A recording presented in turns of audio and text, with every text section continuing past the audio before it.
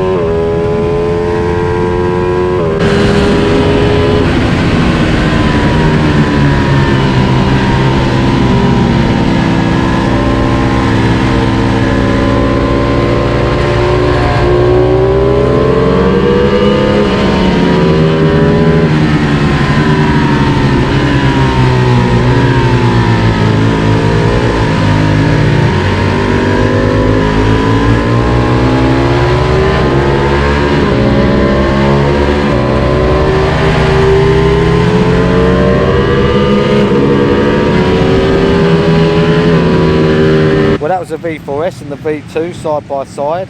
Obviously the V4 is faster than the V2, but the V2 is still an awesome bike.